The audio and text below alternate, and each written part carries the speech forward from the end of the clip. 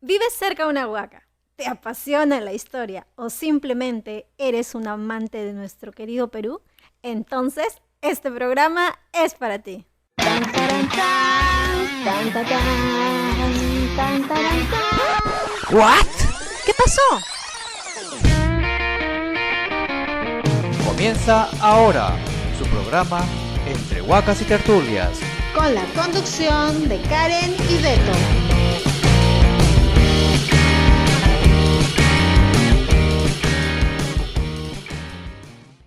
Los vecinos nos cuentan. Es un centro de erudición importante, ¿no? Que nos dejaron nuestros antepasados para ahora conocer sus costumbres de ellos, su vivencia. Generalmente le dicen a un sitio que es importante, antiguo, donde vivían los antiguos, ¿no? Los ancestros, el lugar de vivienda de los gentiles. Es un vestigio, es decir, desde de lo que pareciera un montículo, en el pasado puede haber sido una estructura o una vivienda. Para mí es algo de lo cual se puede aprender. Es un lugar sagrado, es un centro ceremonial donde se realizaban rituales, donde también se depositaban ofrendas a los dioses. También considero que pueden ser consideradas deidades, ya que eran objetos de adoración, representaban la cosmovisión de una comunidad, es decir, todo su sistema de creencias. Es un lugar sagrado, un lugar que representa la espiritualidad andina, un lugar que nos recuerda que en algún momento de la existencia del hombre costeño y andino hubo una conexión con la naturaleza y eso permitió una armonía.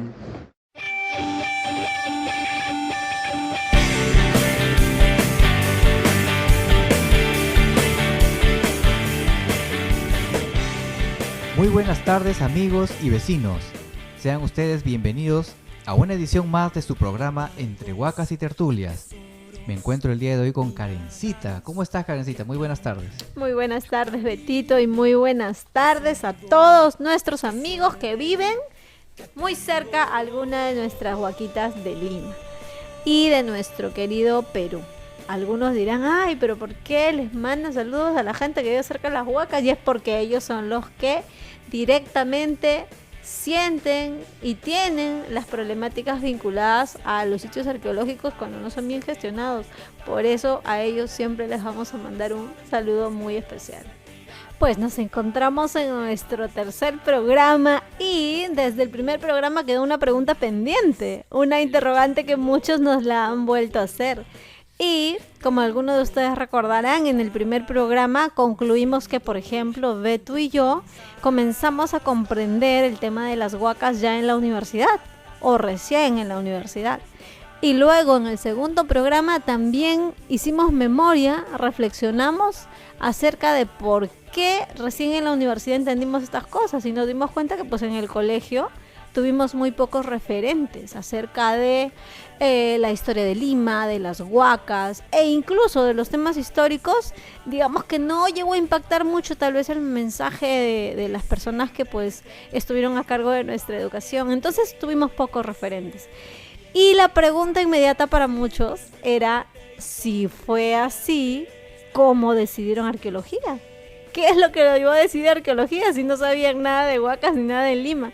Y entonces ahora vamos a conversar un poco acerca de eso y los invitamos también a ustedes a reflexionar un poco acerca de qué piensan de la arqueología, cuál es la idea que tienen de la arqueología en general. Yo sé que Alberto y yo somos de una generación 80-90, así que vamos a conversar con Betito acerca de ¿por qué arqueología, Betito? ¿Desde cuándo te decidiste por arqueología? Esa es una buena pregunta. Te diré que cuando yo estaba pequeño no tenía ni idea de qué era la arqueología y tampoco pensaba o me planteaba estudiar algún día la arqueología. Cuando era pequeño yo estaba más interesado en otras cosas que mi mismo entorno me podía brindar. Y para esa época, por ejemplo, yo estaba prácticamente obsesionado con el tema de los dinosaurios. Oh, los dinosaurios, que a tantos niños les llaman la atención siempre. Sí. Yo en mi casa tenía como referencia algunos libros. Ok. No eran libros científicos, sino eran libros de divulgación, que habían bastantes imágenes, ilustraciones de dinosaurios, por ejemplo, y eso me comenzó a gustar. Cuando yo los veía, los vi, me llamó mucho la atención y me comenzó a gustar. Ahora luego, en mi casa, yo me sentía un experto en dinosaurios. Te contaré. Mire, yo debo haber tenido un poco, ¿cómo decirlo? Cansada de repente a mi mamá, porque yo coleccionaba piedritas. ¿De qué edad estamos hablando, Betito? 7, 8 años. Ok. Y me gustaba coleccionar piedritas y yo tenía una colección bastante amplia y grande de piedritas de todos los colores y los tamaños y las formas en mi cuarto. ¿Pero por qué tenías esas piedritas? Porque yo las recolectaba. Yo hacía mis excavaciones, por cierto, al frente de mi casa nada más. La calle era de tierra, no había todavía pista. Entonces yo excavaba ahí y encontraba piedras. La idea que yo tenía era que estas piedras eran fósiles. Ah, ok. Tú pensabas que eran fósiles. Sí, y yo era prácticamente, ¿cómo decirlo? Era consciente que eran piedras, pero yo me imaginaba. Ah, ok. Me imaginaba que eran fósiles. Esto era como Backyardigans. Como Backyardigans. Al punto de, en un momento, creerme realmente que lo que estaba encontrando eran fósiles, porque habían algunas piedritas con unas formas raras que parecían unos huesitos. Entonces, yo me llegué a creer mi propio juego, mi propio cuento. Y entonces tenías tu colección de fósiles. Sí, tenía mi colección de fósiles y eso me llevó también a crear, desde tan tierna edad, mi propio museo. Tu colección. No solo tenía la colección, yo tenía mi exposición de piedras. Caramba, en mi ok. cuarto yo tenía un anaquel y los 2 primeros niveles eran exclusivamente para la exposición de mis fósiles. Oh, ¿y hasta qué edad hiciste eso? Bueno, la recolección y la excavación y la exploración de fósiles Y técnico todo. debe haber sido hasta los 10 años más o menos. Ok. De ahí ya entrando a la adolescencia ya comencé a ver otros temas, pero los fósiles los seguía teniendo en mi cuarto hasta que me mudé a Lima. Pero, y tú comenzaste a recolectar, digamos, estas piedritas en la idea de que eran fósiles porque habías visto estos libros. Pero ¿en qué momento tienes como la idea clara de paleontología como tal? Bueno, eso ya fue estando en la secundaria. Ok. Yo estuve en Pucallpa hasta el primer año de secundaria, primer año de media. Ok. Todavía lo estudié en Pucallpa y luego al mudarme a Lima fue para el segundo año de secundaria. O sea, ¿estamos hablando de 11 o 12 años? ¿13? De 12 años, más o Ok, menos, de 12, ok. 12 años a 13. Precisamente en la secundaria, en Pucallpa todavía, yo ya tenía más o menos conciencia de que quería estudiar como especialidad arqueología. ¿Arqueología o paleontología? Perdón, paleontología. Tenía la idea y ya la firme determinación de estudiar paleontología, perdón, me había confundido. Pero no, no había todavía universidad, todavía estaba en la secundaria, pero ya pensaba que a futuro que quería estudiar eso. Pero tuvo que haber algo más que los libros que te impactaron para pensar en paleontología de una forma tan firme. Bueno, yo como te digo era fanático Ok. y tenía una obsesión con los fósiles. Ah, ok. Y yo tenía referentes, como te digo, en mi casa habían libros con ilustraciones de dinosaurios y todo. Pero hay también una anécdota que tengo que también me marcó un poco en la idea de poder seguir la profesión de paleontología. Y eso se lo agradezco mucho a mi madre, porque mi madre era la que nos llevaba a este tipo de lugares, a los museos, a las exposiciones de arte y cosas así, ¿no? Era mi mamá quien nos llevaba a estos lugares. Y en Pucallpa nos llevó a una exposición tipo museo. Ujú. En realidad, mira, yo estando tan pequeño, recuerdo que era una casa oscura, casi Más tenebrosa. fantasmal, Oh. una cosa así. Pero y dentro habían curiosidades. Ok. Era un museo de curiosidades. Habían, me recuerdo, en pequeñas botellitas, en formol, habían fetos de animales. Oh, ok. Yo recuerdo haber visto fetos de otorongos, por ejemplo, y ese tipo de curiosidades. Esas cosas son impactantes. Y claro que impacta, y encima que era un lugar oscuro, Claro. aún más para un niño de 7, 8 años. Ujú. Es un poco impactante. No de miedo, pero sí Claro, de, algo misterioso, de algo misterio, extraño, ¿no? ¿no? Una cosa así. Pero de entre todas las cosas yo vi algo que me llamó más la atención, y fue una gran piedra, una piedra enorme que había en un rincón de este pequeño museo. Y entonces yo pregunté, ¿qué cosa es esto, no? Le pregunté a mi mamá. Mi mamá tampoco sabía qué era. Y había una persona encargada. Ujú. Y recuerdo que esta persona nos comentó de que esa piedra grande que estaba ahí, era un fósil. Ok. Entonces eso fue también Te escuchaste fósil y dijiste, esto es lo mío, esto es lo mío. Esto es lo mío, esto es lo mío. Yo también tengo mi colección de fósiles, le iba a decir a la persona encargada. Pero lo que aquí viene la anécdota, la curiosidad anécdota, es que él nos dijo de que este fósil pertenecía a la mandíbula de un dinosaurio bebé. De un dinosaurio, ya, ok. De verdad, no sé, es inexplicable, pero lo dijo. Lo dijo así y yo me lo creí. Por supuesto que me lo creí. Me está contando una persona que Claro, que está encargada de la encargada información y es y ahí mayor. entendemos que es alguien que entiende estas cosas, ¿no? Ujú. Entonces nos dijo eso, que era fósil de una mandíbula de un dinosaurio bebé. Esta piedra tenía aproximadamente 50 centímetros por 70 centímetros. Esa era una piedra grande, y para mí en esa época era bastante grande, y obviamente pesada. Pero fíjate cómo son las casualidades, que cuando ya yo me mudo a Lima, y estudio también aquí en la secundaria, culmino la secundaria allá en Lima, fui a una exposición también con mi madre, en el Museo de Historia Natural de San Marcos, que queda en la avenida Arenales. Ok. Que por cierto, invoco a todos nuestros oyentes a que visiten por lo menos una vez. Es un museo muy bonito y ha sufrido varias remodelaciones, y ahora su exposición es aún más bella e importante. En este museo había una exposición de un animal de la selva. Y eso era lo que nos llamaba la atención a mi mamá, a mí. Ah, claro, de vieron conocer. algo de la selva, hay que ir a verlo. Y vamos a ver De la Amazonía, ¿no? fósiles de la Amazonía.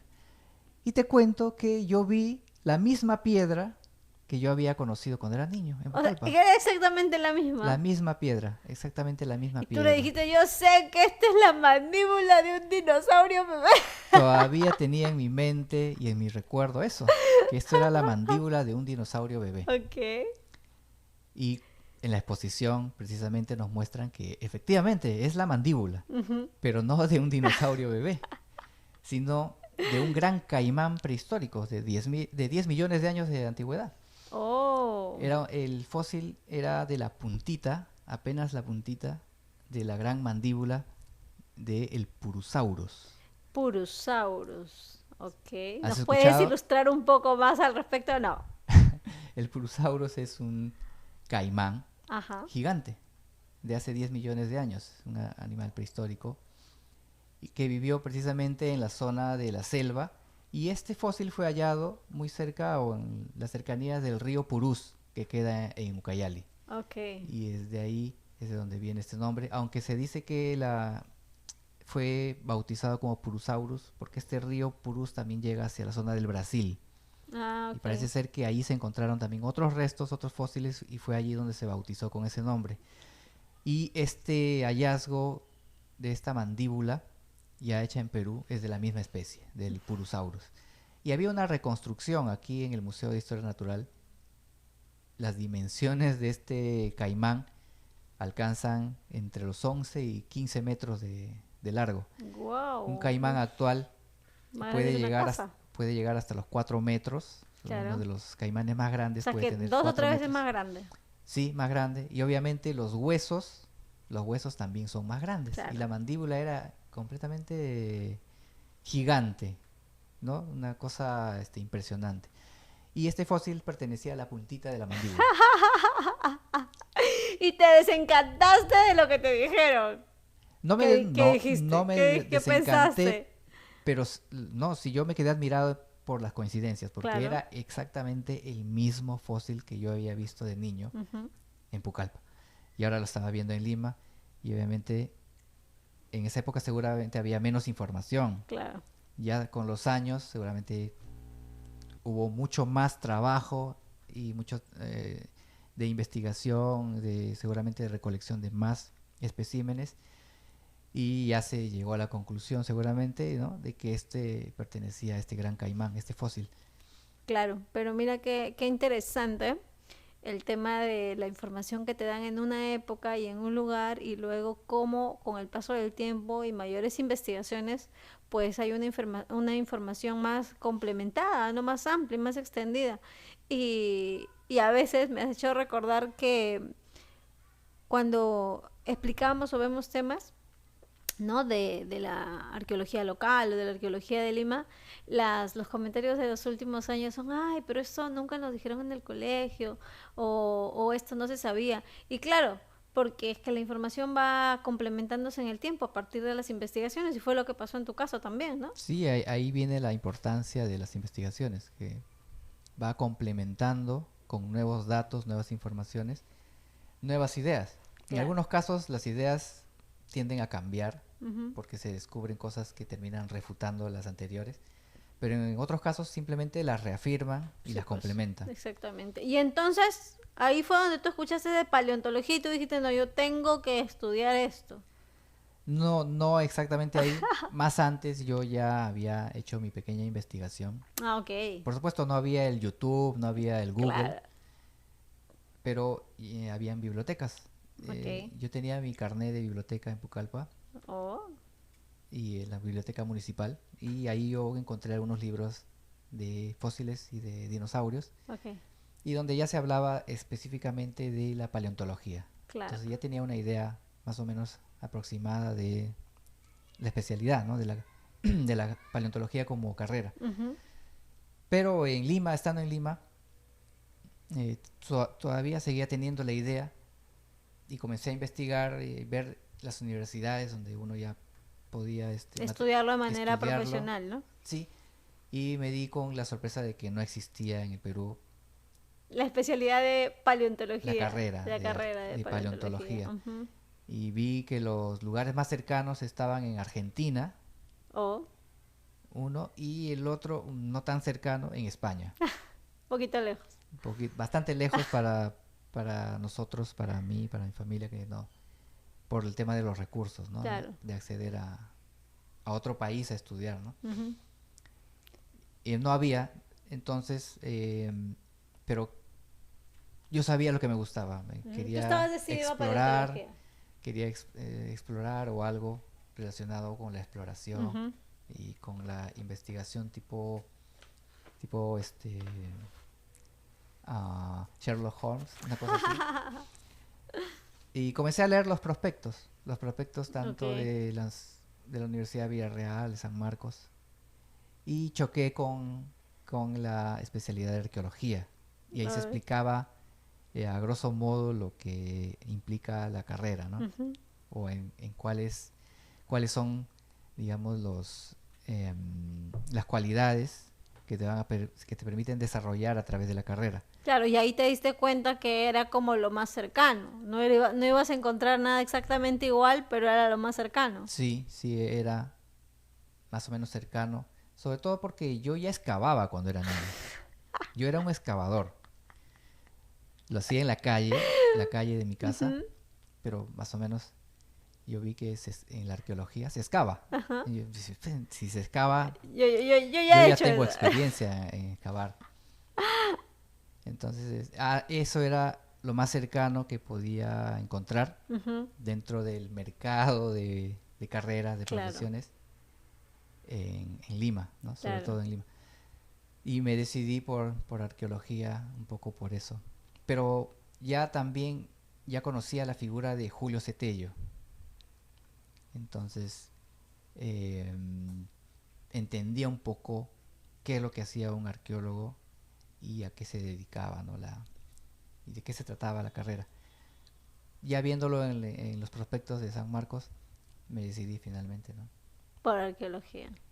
Sí. Por un tema afín al interés que tenías con paleontología. Así es. No descarto desarrollar ese sueño que tenía de convertirme en paleontólogo. Pero bueno, ahí estamos. Pero mira que ese es un tema bien interesante porque hay muchos niños que a veces, por ejemplo, a los talleres de arqueología llegan pensando en dinosaurios, ¿no? Pensando que los arqueólogos estudiamos los dinosaurios.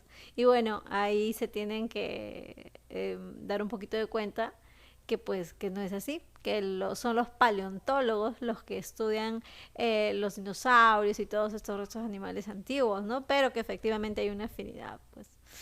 Sí, pero mira, lo importante es dejar que los niños exploren. Sí, definitivamente. Exploren sus inquietudes, ¿no? De conocer, ¿no? Esas, ¿cómo le diríamos? Esa curiosidad que tienen los niños, no la debemos truncar. Claro, y eso me hacía recordar una anécdota que yo tuve, porque tú tuviste tu colección de piedras y yo quise tener mi colección de conchitas. Una vez recuerdo de las pocas que fui a la playa, habían conchitas de diversos colores y habían diferentes conchitas.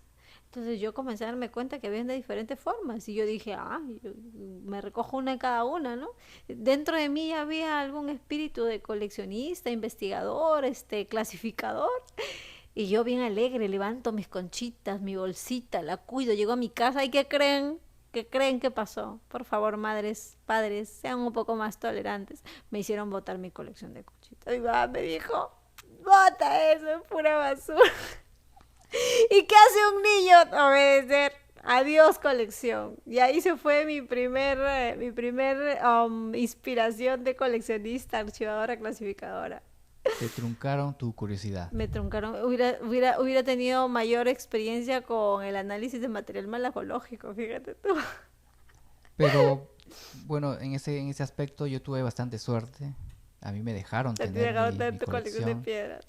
De piedras. De fósiles. Sí, era consciente de que eran piedras, pero yo imaginaba, tenía la idea hasta el punto de llegar a creerme en un momento de que eran fósiles. Y tuve mi museo, ¿no? La inocencia de un niño. Pero eso también nos da a entender de que los niños sienten curiosidad, pero esa curiosidad se da también en su propio entorno. Claro, y Tú tenías curiosidad, por ejemplo, por las conchitas, porque estaba cerca a la playa. Sí. Yo en Pucallpa no tenía playa. Yo lo que tenía era un suelo arcilloso que es típico de selva. Amazonía. Y las piedras son escasas. Claro. Entonces, al ver menos piedras, uno le da más curiosidad a Claro. las piedras, precisamente porque es lo diferente dentro, ¿no? del entorno, ¿no? Claro. Y bueno, ojalá que las futuras Karencitas puedan recolectar sus conchitas y no se les trunque que no les trunque el ánimo de colección a los niños, por favor. Por ahí están saliendo la vena de algún investigador. Y a veces cuando uno es adulto se olvida de esas cosas, ¿no? Y no se canalizan bien las intenciones, predisposiciones que hay de los niños. Bueno, continuando nuestra tertulia, Karencita, y en tu caso, ¿cómo fue? ¿Por qué te decidiste arqueología? ¿Dónde o cuándo hiciste el clic para poder estudiar la carrera de arqueología? Wow, yo soy un caso típico de zona urbana, de los escolares que tienen como un marco de referencia de profesiones bien corto, ¿no? Pero si tuviera que identificar, digamos, algunos momentos de mi vida donde me vinculé con la arqueología, yo podría de nuevo identificar algunos episodios que al no tener mayores referentes, digamos, quedaron albergados en mí, ¿no? Hasta que ya con el tiempo, a medida que uno va creciendo y va perfilando mejor sus intereses, pues se fueron definiendo mejor. Yo recuerdo mucho que, por ejemplo, cuando yo era pequeña, cuando tenía también como tú 7 u 8 años, recuerdo mucho un programa de televisión que se llamaba Cantinflas y sus amigos. No sé si alguien, a ver amigos, los que recuerden si han visto este programa. Cantinflas y sus amigos era un dibujito animado donde Cantinflas viajaba por el mundo. Y al viajar por el mundo visitaba determinados países, determinados lugares. Y entonces yo recuerdo mucho los programas vinculados a Grecia, a Roma, a Egipto. Incluso él iba a muchos sitios patrimoniales. Yo recuerdo capítulos en el Museo de México, la Torre Eiffel y así. Entonces me encantaba ese programita porque visitaba muchos lugares, pero además Cantinflas viajaba en el tiempo. Y eso a mí me gustaba mucho. Qué bonito. Yo no vi cuando estaba chico este programa que estás comentando, de Cantinflas. Lo he visto más recientemente y para los que quieran verlo, se encuentra en la plataforma de YouTube. Sí, ahí pueden buscar subido por ahí. Cantinflas y sus amigos, creo Sí. que es. Cantinflas y sus Yo amigos. le pongo siempre Cantinflas en dibujitos. Bueno, pero está ahí, está en YouTube y son realmente muy bonitos y muy ilustrativos. Sí, son bien dinámicos al estilo de Cantinflas, pero con el toque de información histórica del mundo, ¿no? Te hacen viajar por todos lados. Así es, así es. Y entonces esa fue, digamos, la primera aproximación a la historia de una forma que me caló, que me impactó. O sea, yo de alguna manera entendía que estos lugares existían, que estaban lejos, porque bueno, el dibujo te lo graficaba así, ¿no? Él viajaba en un globo aerostático y se notaba también que como que habían cosas que eran del tiempo diferente, ¿no? Por la ropa, por los atuendos. Y entonces siempre me quedé con esa imagen de Cantinflas, pero más vinculada a Grecia, Roma, Egipto. Y siempre tuve mucho interés por esos lugares, ¿no? Porque cuando uno revisaba los libros, también cuando veía culturas antiguas, por decirlo de alguna manera, lo que más había en los libros era eso, ¿no? Grecia, Egipto, Roma. Y pues eso fue, digamos, un primer momento en el que me llamó la atención las cosas diferentes, los lugares diferentes y la idea de viajar en el tiempo. Ah, mira, qué espectacular. Y en este programa te permite viajar con Cantinflas. Sí, ¿no? pues, sí. Y cuando uno es niño, como que ese tema de misterio, de todas maneras, te atrapa, ¿no? Te atrapa. Y bueno, esa sería la primera referencia. Yo hasta ahora, cuando a veces tengo ganas de divertirme un rato, googleo y veo el programa, ¿no? Después de eso, digamos, eso quedó en mí. Yo no tenía historiadores o arqueólogos. Todavía no conocías la arqueología. Todavía como tal, no. ¿Habías escuchado ya de la arqueología? No.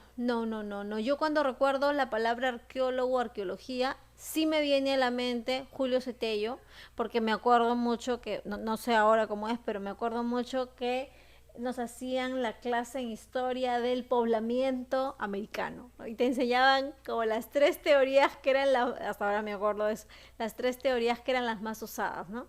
Y dentro de eso recuerdo la mención de arqueólogo y la mención de Tello, pero, ¿cómo decirlo? Lo recuerdo como mención, pero no del todo comprendido, ¿no? No del todo entendido de que era un arqueólogo. Así que... ¿Y en qué momento que conoces? no sería en ese momento. No, fíjate, después de eso todavía debería considerar una experiencia más. Y es que yo tenía mi padrino, mi familia es del norte, de Trujillo, y él tenía un estudio donde tenían anaqueles con libros. Y yo recuerdo los anaqueles con libros y unas piedras brillantes de colores. Y también recuerdo vasijas de cerámica, lo que ahora conocemos o que en los libros se ve como huacos, ¿no? En las partes altas, me acuerdo. A este estudio nunca me dejaron entrar, pero yo lo veía y a veces cuando abrían la puerta era imposible no notar que en ese cuartito habían cosas diferentes, cosas especiales, ¿no? Cosas extrañas. Esas piedras de colores con el tiempo, luego entendí que habían sido cuarzos. Alguna vinculación con la minería tenían ellos, así que supongo que las habrían encontrado, ¿no? O bueno, tenían también afinidad por esos temas, pero como era niña no me dejaban entrar ahí. por el miedo de que vaya a romper algo, ¿no? Me vaya a pasar algo. Entonces, era ese cuartito que no me dejaban entrar, pero de nuevo me llamaban la atención esas cosas diferentes y misteriosas. Pero sobre todo por el hecho de que al no permitirte entrar, te jalaba una curiosidad inmensa, como todo niño. Claro, ahí donde te dicen no entres, ahí donde quieres mirar. Y bueno, esa sería, digamos, ese sería otro momento que me causó cierto impacto, pero de nuevo, al no tener arqueólogos, historiadores o gente que un poco me oriente, pues quedó ahí almacenado en mí, ¿no? Si alguien nos escuchó en el segundo programa, yo también comenté de que en secundaria ya, cuando estaba haciéndome un poco más consciente al momento de estudiar historia, yo me preguntaba cómo la gente que había puesto esos datos en los libros lo sabía, ¿no? ¿De dónde se lo han sacado? ¿Quién les ha dicho? Los inventaban. ¿De dónde lo habían inventado? Y entonces esa era otra curiosidad que yo tenía, pero no tenía medios para canalizarla. Entonces de nuevo quedaba en mí. Cuando ya pasa el tiempo y salgo al mundo y tengo que decidirme por qué estudiar, y yo sí sabía y siempre tuve en claro que yo quería cualquier cosa que no involucrara meterme en cuatro paredes. Yo quería viajar, estar en campo, digamos, o ser libre, ¿no? Es estar en contacto con el medio ambiente, con lo que había en el entorno. Pero no tenía en claro qué. Yo, por ejemplo, con el tema de dinosaurios, no tuve mucha afinidad porque mis padres le tenían fobia a los reptiles hasta ahora. Y pues nunca tuve mucha afinidad. Ya con el tiempo sí me comenzó a interesar. Pero digamos que no era lo más afín, ¿no? Y ya cuando me toca, igual que tú, decidir qué voy a estudiar, y de manera seria uno coge el prospecto y comienza a ver carrera por carrera, creo que como 58 carreras habían, no sé cuántas hay ahora, me pongo a mirar una por una y no me convencía nada, hasta que de repente me chocó con la de arqueología. Y ya al de leer con detenimiento mencionaban trabajo de campo, mencionaban investigación, mencionaban sitios arqueológicos. No tenía muy en claro todavía, o sea, tenía en claro la idea del concepto como muchos de nosotros por el colegio, pero no lo tenía bien interiorizado, o sea, no lo entendía. Para mí hasta ese momento, digamos, las culturas antiguas o estas cosas misteriosas estaban en Grecia, Roma, Egipto, pero no lo veía en el Perú precisamente, ¿no?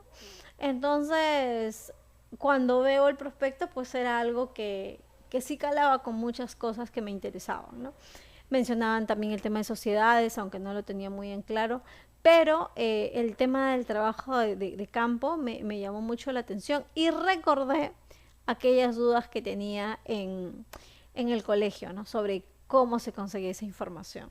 Recuerdo incluso que cuando yo vi eso, también me quedé pensando, pero si yo estudio esto, voy a tener que irme a Roma, a Egipto, porque no, con la idea de que en otro país era todo. Pero era lo único que me llamaba la atención.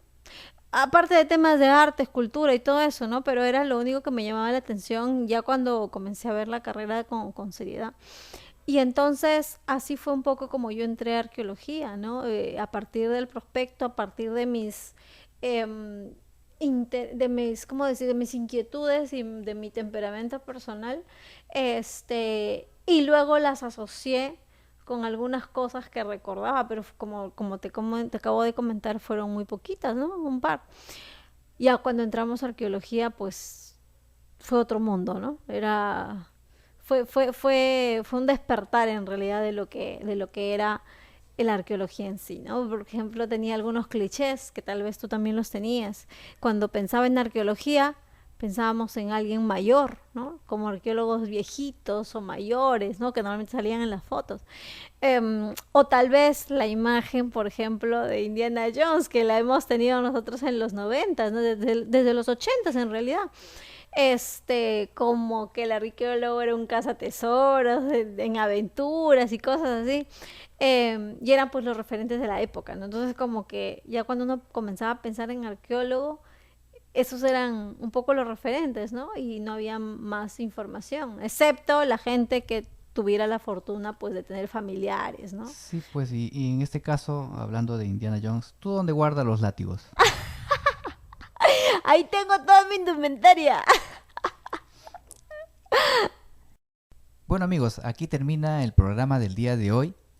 Y Karencita, ¿cuál sería la conclusión de toda la tertulia que hemos tenido esta tarde?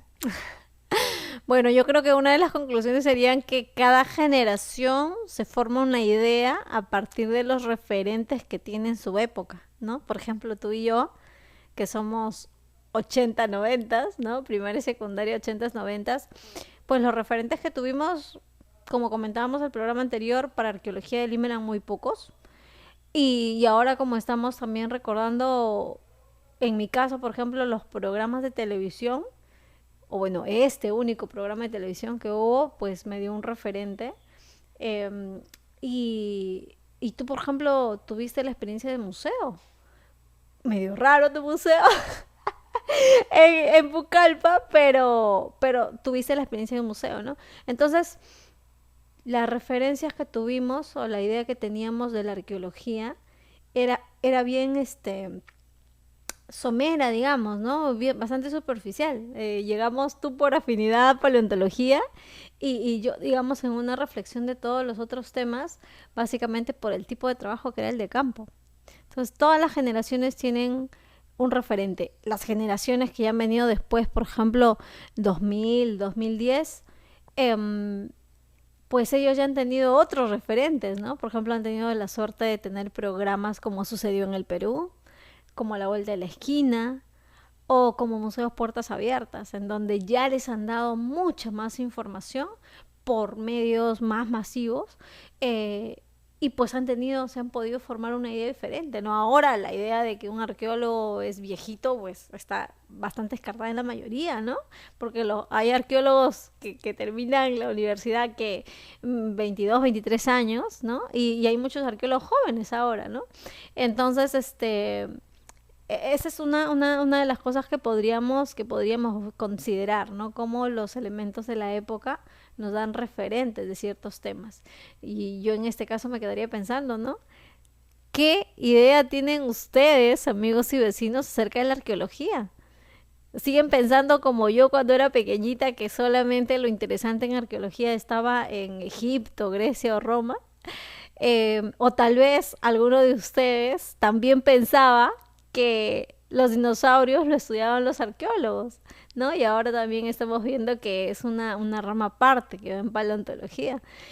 Entonces, yo creo que por ahí podríamos tener una primera conclusión. Y por ende, los medios de comunicación sí son importantes en la formación de la población, ¿no? A veces escuchamos que no hay problema con que los medios de comunicación no tienen una responsabilidad educativa, pero sí la tienen, ¿no? Porque repercuten en generaciones y en épocas específicas de sociedades, de nuestras sociedades contemporáneas. Aquí va el dato del día. Un 7 de enero de 1610, el físico y astrónomo italiano Galileo Galilei, con la ayuda de un telescopio invento suyo, descubre 3 pequeñas estrellas alrededor del planeta Júpiter. En las noches sucesivas hallaría una cuarta. Esas estrellas son en realidad los satélites mayores de Júpiter, Calixto, Europa, Ganímedes e Io, también llamados satélites galileanos. Un 5 de enero de 1844, nacía en la ciudad de Lima José Manuel de los Reyes González de Prada y Álvarez de Ulloa, ensayista, político, pensador, anarquista y poeta peruano, mejor conocido como Manuel González Prada. Y esta es nuestra agenda cultural. Viernes 7 y sábado 8. Talleres educativos elaborando mi nuevo escudo limeño, dirigido a niños de 7 a 12 años. Hora 11 a.m. y 3 p.m. según edad. Ingreso libre previa inscripción. Organiza Museo de Sitio, Bodega y Cuadra. Del miércoles 12 de enero al miércoles 9 de febrero y por 5 fechas, vacaciones útiles Pequeño Curador, dirigido a adolescentes de 12 a 15 años. Modalidad semipresencial previa inscripción. Recuerda, los formularios de inscripción de estas y muchas otras actividades de enero las encuentras en el Facebook Cultura para Lima o en el Boletín Cultural de enero de la Municipalidad de Lima. El Museo de Sitio y Santuario Arqueológico de Pachacamac anuncian nuevos horarios de atención 2022. Ellos los esperan los martes, jueves, viernes y sábados de 9 de la mañana a 4 de la tarde. Ingreso previa reserva en formulario de su página de Facebook. Amigos y vecinos, Cuida tu Huaca Plo les desea un grandioso año 2022. Nos vamos preparando para el próximo 487 aniversario de nuestra querida ciudad de Lima y sus huacas. Bueno, amigos y vecinos, gracias por acompañarnos en esta edición de su programa Entre Huacas y Tertulias. Seguiremos compartiendo experiencias y entre todos seguir entendiendo y planteando propuestas para mejorar nuestra ciudad en armonía con nuestras huacas. Somos Karen y Beto y recuerda que tú y yo también podemos ser una huaca. Hasta el próximo programa. Adiós.